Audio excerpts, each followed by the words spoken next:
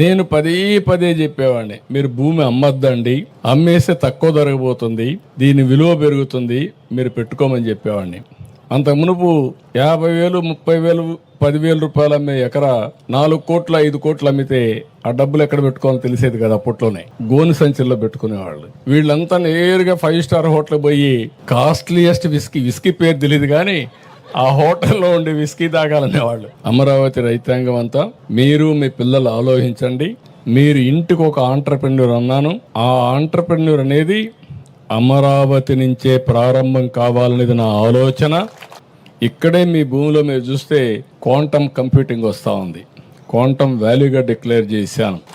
ప్రధానమంత్రి గారు quantum machine పెట్టాడు. నేను క్వాంటమ్ కంప్యూటర్ అమరావతి తీసుకొచ్చా. Welcome to ETV prime. చూశారు కదా, చంద్రబాబు నాయుడు గారు ఒక సీఎంలా మారుతున్నారా లేదా ఫక్తు ఒక రియల్ ఎస్టేట్ ప్రమోటర్లా మారుతున్నారా అనేటువంటిది మీకు కొన్ని రియల్ ఎస్టేట్ ప్రమోషన్ యాడ్స్ ఉంటాయి, అవి చూస్తే అర్థమైపోద్ది. షాద్ నగర్ దగ్గర మా వెంచర్లో పెట్టండి, మీకు 10 అవుతుంది, ఎయిర్పోర్ట్కి దగ్గర అక్కడ ఏదో ఐటీ పార్క్ వచ్చింది, ఇలా చెప్తూ ఉంటారు వాళ్ళు, మనం చూస్తూనే ఉంటాం రోజు. అలాగా ఒక రియల్ ఎస్టేట్ ప్రమోటర్ లాగా ఆయన మాట్లాడుతున్నారు ఈ మధ్యన.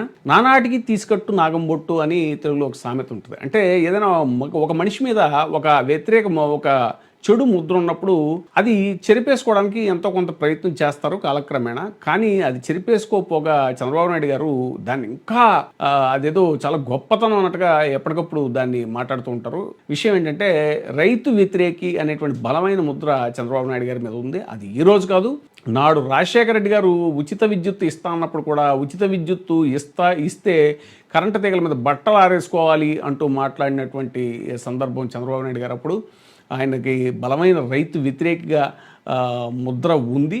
అంతేకాదు ఆయన హయాంలోనే బషీర్బాగ్ కాల్పులు అవి జరగటం, తర్వాత ఎన్నో వ్యవసాయం దండగా అంటాం, ఇలా ప్రతి సందర్భంలోనూ ఆయన రైతు వ్యతిరేకిగా అలాగా తన మార్కును పెంచుకుంటూనే ఉన్నారు తప్ప ఎక్కడ తగ్గించుకునే పరిస్థితి లేదు.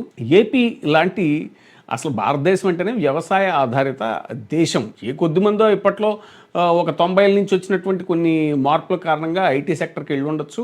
ఈనాటికి ఆంధ్రప్రదేశ్లో స్టేట్ జీడిపికి హైయెస్ట్ కంట్రిబ్యూషన్ ఏంటి అని అంటే అగ్రికల్చర్, వ్యవసాయం 37% స్టేట్ జీడిపికి కంట్రిబ్యూట్ చేస్తుంటే ఐటీ ఎంత తెలుసా అండి, కేవలం 0.32%, 0.32% కంట్రిబ్యూషన్ మాత్రమే జీడిపికి ఐటీ సెక్టర్ నుంచి. సో అంత స్మాల్ ఇదిని పట్టుకుని నేను క్వాంటమ్ వ్యాలీ తెస్తాను, నేను హైదరాబాద్లో ఐటీ పెట్టాను, ఇప్పుడు హైటెక్ సిటీ అన్నాను, అక్కడ ఇప్పుడేమో ఈ అమరావతిలో క్వాంటమ్ వ్యాలీ అంటున్నాను అని పదే పదే చెప్పిందే చెప్పి అప్పట్లో హైటెక్ సిటీ ఎదురుగుండా భూములు కేవలం ఎకరం ₹1,00,000 ఉండేవి, ఇప్పట్లో అవి 170 కోట్లు పైగా అయిపోయాయి.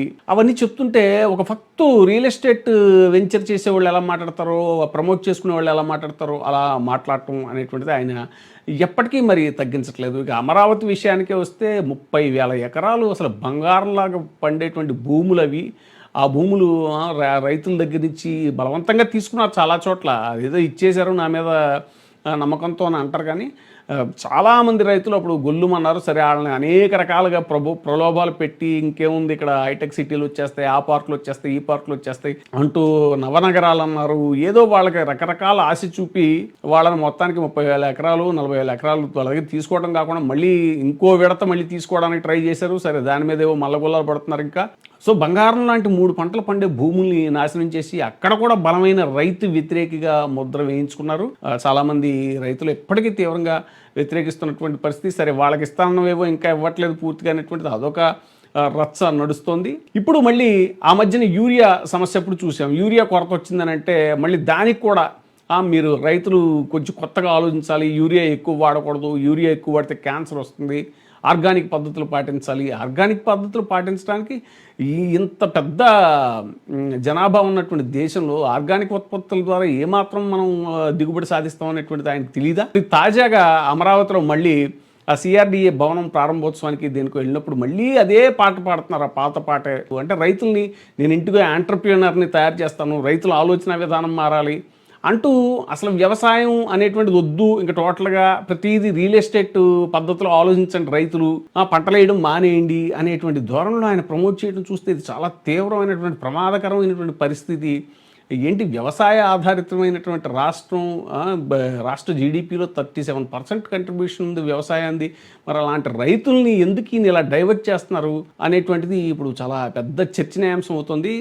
ఇది మాత్రం చాలా ప్రమాదకరమైనటువంటి పరిస్థితి.